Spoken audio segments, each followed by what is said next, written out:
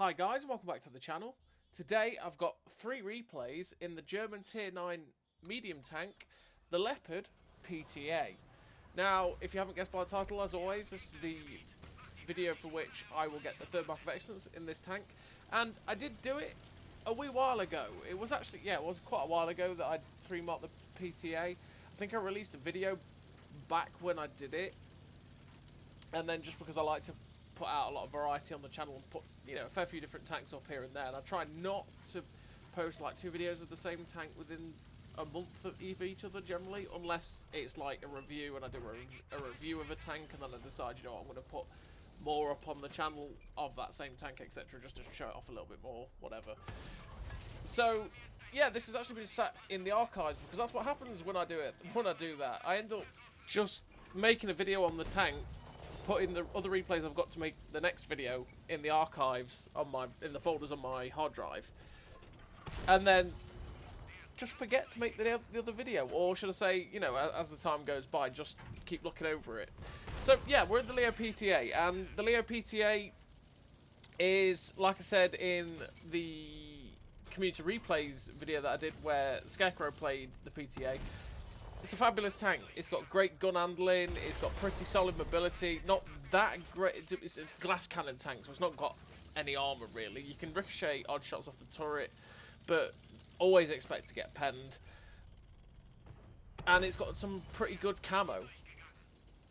And on the whole tank is fairly solid, and a lot of fun to play. So in terms of a crew on the Leopard PTA, I run Born Leader, Rapid Reload, Sixth Sense, Situational Awareness, Run and Gun, Steady Aim, Trap Mechanic, Camouflage Expertise, and Muffled Shot. Now I run the camo perks because the camo on this tank is pretty good, so I want to make it better with the camo perks and use it to make it that more stealthy sniper-esque tank, because that's where you're going to get a lot of strength out of it. And then obviously the gun perks to make the gun just that little bit better, because it's always nice to be better with the gun. In terms of equipment, I run rammer, camo net, and optics. Now, I don't run vert stabs on this tank because the gun is so goddamn good. The gun is absolutely fantastic. It doesn't really need, it just doesn't need the 20% extra gun stats, 20% extra accuracy that the vert stabs will give. When the crew skills accuracy in that will give this tank just such good accuracy in the first place. So I'll end up running camo net on it, again, to make the camo even better. And there's a lot of situations where it will help. I mean, you imagine, I think the next replay will be on Westfield, for instance. Like, being on Westfield with the camo net, having the camo skills and stuff, it helps you use the bushes in those sorts of locations. It helps you a lot in locations like this as well, as long as the back chat doesn't come within 100 metres of you. Where if there's people spotted at, say, C6, I can farm them with impunity and probably not get spotted, as long as they don't have good view range, generally. And because of the way the tank is, being that more sneaky-ish sniper, flanker and spanker, it's helpful to be more sneaky in this tank, generally, than, say, in an M46 pattern, which, doesn't have the best armour, but it has solid turret armour and stuff like that, and can be just that little bit more aggressive, and has better DPM. Well, actually no, saying that, the M46 pattern actually reloads 0.2 of a second faster than this tank now. Before, the M46 pattern had a ridiculous reload and this had a fairly slow reload. Now they're fairly comparable to each other in that way. It's not like the CS59 though. The CS59, which is the Polish Tier 9 medium tank, has 6.6 second reload, but that DPM on that tank is basically Tier 10, and it's absolutely filthy and beautiful. But that's a tank that plays, fairly similarly to this tank, because it doesn't have quite the same mobility, but it has pretty damn similar camo, but the gun isn't as good, because the APCR rounds at 268 pen and the velocity on this tank are absolutely fabulous. You've got the 330, I think it is, heat pen rounds as well, which are fabulous for penning all manner of things that you need to pen, like, E100s, mouses, etc. And that's it, this gun is just beautifully accurate. It's one of those weird ones though, because I didn't really like the PTA pre 6.0, and that was because, well, the gun was one of those. It was one of those, just like the Chieftain, where you'd be fully aimed and it'd always hit the floor. And it just was sitting there going, you're one of the most accurate guns at the tier. Like, how are you missing that? And it was always like that, and it was so frustrating. But post 6.0, the gun is even more incredible than it should have been, and it never let me down. So, in this first game on Fisherman's Bay, we've used the mid-ridge, the mid-ridge, to pretty good effect. We've managed to put out a bit of spotting, get a little bit here and there, and we've managed to just keep this gun singing. We're up to 5.5k damage. Again, more assistance will lighten up the 50 TP PR. And I'm just being wary on this ridgeline because there could be something at A7, A8, and I just don't want to get shut down by it. But fortunately enough, there doesn't seem to be, as there's currently a couple of tanks spotted in front of us. But now they're YOLOing in on the tank destroyer. We want to help that guy out. So we auto-aim a shot at the other PTA. Unfortunately enough, the shell goes straight in, finishes him off. We were just looking to see if the Barassi is going to pop out anywhere where we can shoot it, but we can't quite see it. We were just looking through the gap, but no, that Barassi is going to have gone by now. We're not going to have got that shot. Just seeing there if he does. It's just all about waiting to see if he does pop out, but he doesn't. But he pops out on this side, so we're just aiming. We're just going to make sure that this shell goes in, and obviously shooting a tank like the Barassi while it's on the move is going to be pretty damn nice in the PTA, with just the fact that the shell velocity is great. But we finished that game with the victory. 4 kills, 6.2k damage, 1100 assistance, ace tanker, the high caliber, 1810 base XP. A really nice game for the Leopard PTA, and like I said, the PTA is just a solid tank. The gun handling is fabulous, the mobility is really solid, the camo's great. You can have just such great fun with this tank, and it's one of those that is a lot of fun, and then you get to the tier 10, the Leopard 1, and the Leopard 1's also just fabulous. Great fun tank to play, and this line generally isn't that bad. So we're on the second game, and we're on Westfield, and as you can tell, it is a fair while ago, because it's NBA, so it's actually multi-base assault, where you've got 2 caps. Thank God they took that out of the matchmaking, because that was just honestly horrendous to play. Why they ever thought it was a good idea to put NBA in, I'll never know. It's one of those things where they don't think before they act, right? Anyway, we're on Westfield, so in this tank with the good camo and the great view range, by the way. The PTA also has absolutely fantastic view range. We're going to go to this middle area on Westfield where we can hopefully farm some good damage and some good assistance. So right now, I'm pretty confident at firing at this E75 because I've got all the bushes between me and him, and like I said, I've got muffled shot and all that. So I'm pretty confident when I'm firing at this guy that I am not going to get spotted. Now we're just making sure we're, you know, tightly away behind the bushes and that, making sure it's not opaque when we shoot at them so that we get the most camo out of that bush. As you can see, I pull through the bush, spot them, pull back so the bush isn't see-through anymore, and pop the shots in, and therefore that is actually keeping my camo perfectly while I'm firing through it, and should hopefully help in not getting spotted. Now we try and snipe the cupola there of the Andre the Giant, but unfortunately we don't pen it. Again, we pull back, try and fire at the E75, we just didn't lead it good enough and we end up missing. There is now a Ragnarok up there, just unfortunately gets unspotted. The light tank that was yellowed about is just about to make another run, so hopefully you can spot them up. We get another shot into the Andre the Giant. Again, we're just being very, very mindful of the bushes in front of us to make sure that we're getting the most out of this camo. Now we get a nice shot there again, showing the great accuracy of this gun into a small spot, weak spot of that Andre the Giant's cupola. Now we're going for the shots into the Ragnarok, because it's an easier shot, to be perfectly honest, and you're always going to go for the easier damage. But he's just getting behind the cover. No, unfortunately that shot just misses. Yeah, when you're in a situation like this and you've got an Andre the Giant that's just sat in the open, but it's going to be a difficult pen, and a Ragnarok that's out in the open, you're always probably going to end up shooting the easier pen because, well, it's just a very tight shot to hit this Andre in the right spot. And especially with the APCR, if we miss that cupola, we're just going to ricochet because of normalization. And that's the problem. Let's say we're still going for just ricochet off the top of his turret again because it's an awkward angle for the APCR. That Ragnarok manages to get away, and it's like, please, RNG, thank you, my cruel mistress, for taking out that Andre the Giant.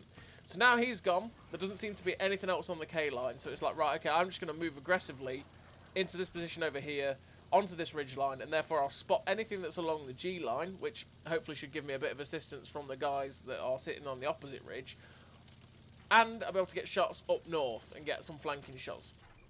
So as we poke round, we've got this Oh-Ho who is trying to feather where he actually is, and we get a nice shot into his side there.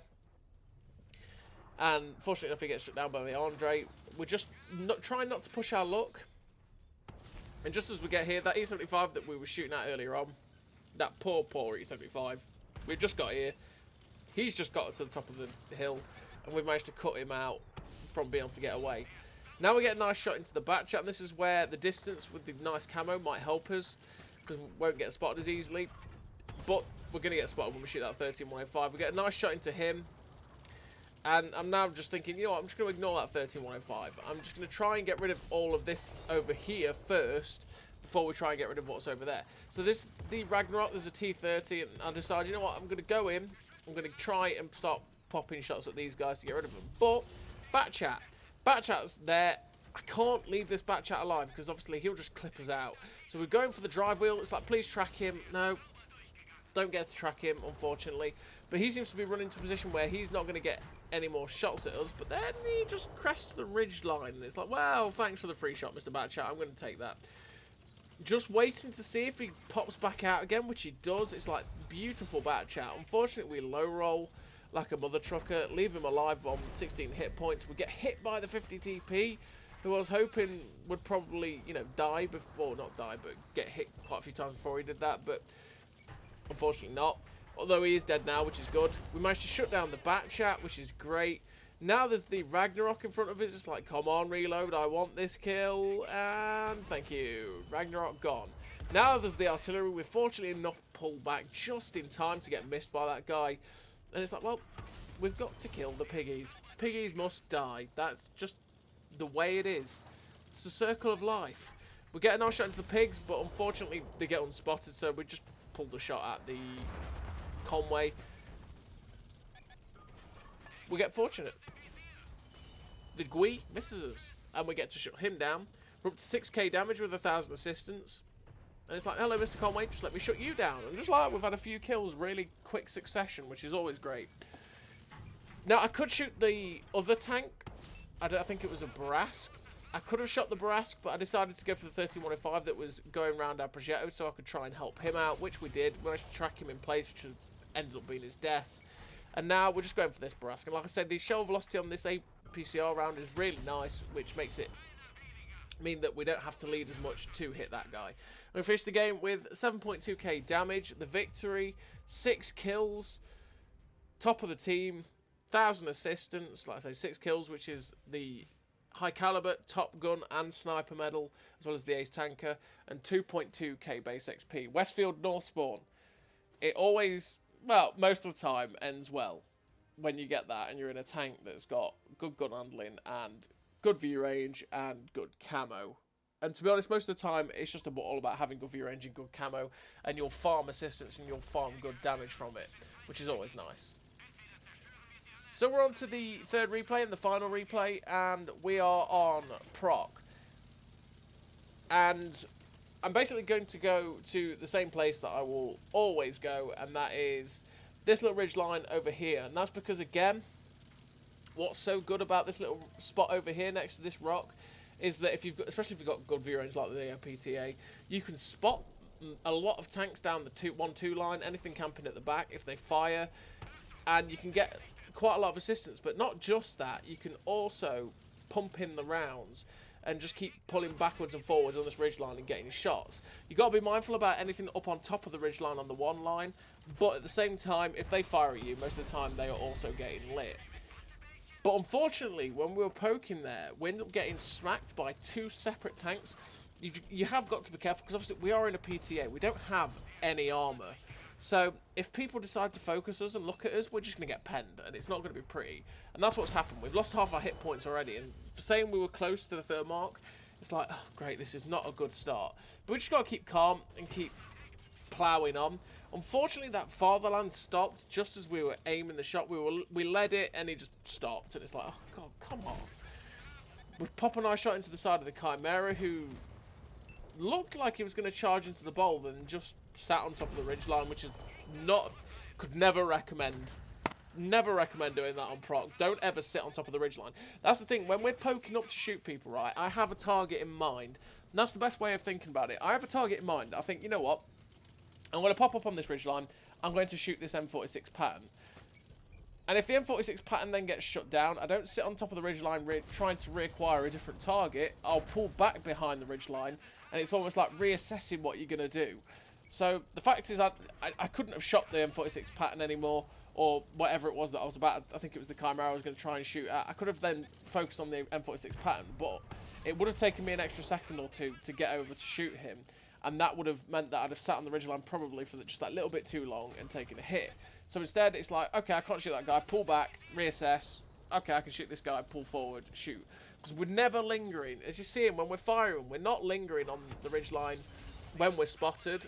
We're just pulling forward, popping a shot, and pulling back immediately.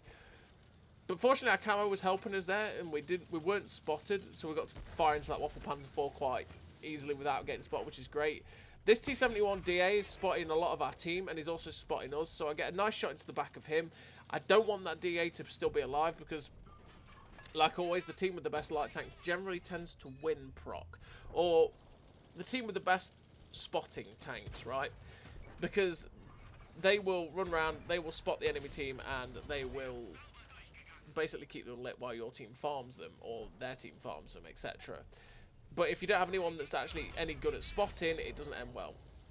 Now, we were trying to get a shot at the UDES, but I couldn't quite feather it, and then we stayed on the ridgeline just that little. That's what I'm talking about dilly-dallying on the ridgeline. We stayed there for just that little bit too long, and the 704 absolutely slapped us up with a shell and put us down to a one-shot for everything, which is not what we want. We're up to 3.7k damage with 822 assistance, and right now I'm thinking I've done enough to probably not drop that badly, but I want to make sure I get over that line. 4.8k combined, 5k combined now, and then that guy dies, that's 5.5k combined. And I'm thinking I might just about have enough to get over the line, because I think I was at 94.5, I think I was at, so I need that 0.5%.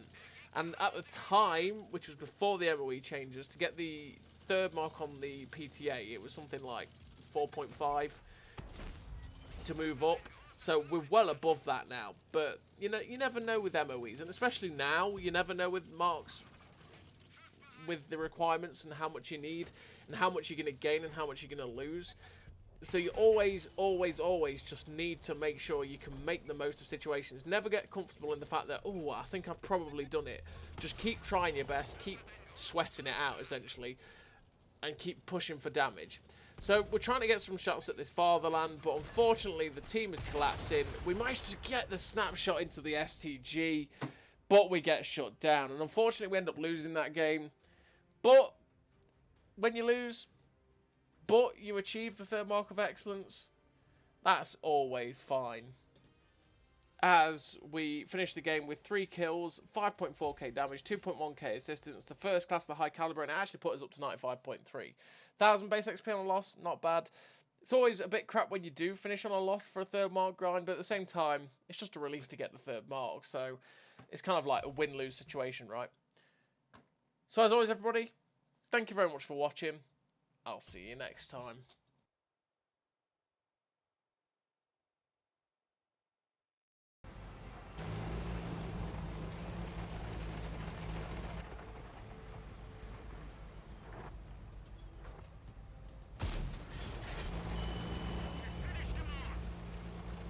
A great success!